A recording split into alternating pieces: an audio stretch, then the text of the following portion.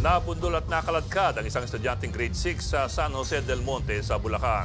Ang salarin, riding in tandem na tumatakas daw sa anti-drug operation ng mga pulis. Nasa frontline ng balitang yan si Gary De Leon.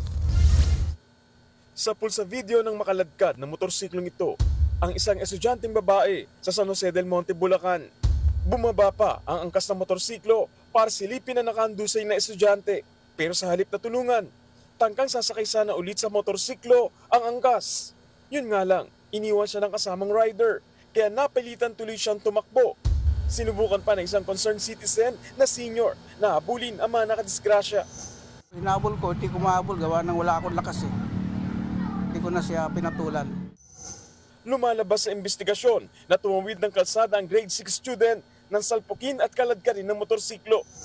Matulin yung dalawang magkaangkas yun eh. Tumilapon dun malayo. Nakikita ko yung bata doon na nakahiga.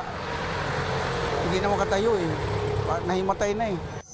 Isinakay ng mga residente sa tricycle ang biktima para dalhin sa ospital. Matapos takasan ng kabulagtang estudyante, sumalpok pa rito ang motorsiklo ng riding in tandem. Muli silang bumangon at tumakas.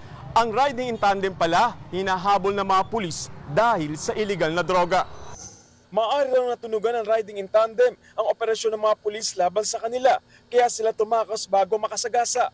Pero tumanggi ang mga pulis na magbigay ng impormasyon sa drug operation na ginagawa nila. Nananatili sa ospital ang estudyante at nakatagdang isailalim sa CT scan.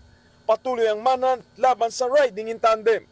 Nagbabalita mula sa frontline, Gary De Leon, News 5. Mga kapatid, Ed Lingaw po, maging maalam at may pakialam sa mga napapanahong balita sa ating bansa. Para sa mas malalimang pagtalakay at paghimay sa mga issue at headlines, tumutok lamang at pag-subscribe sa social media pages ng News 5.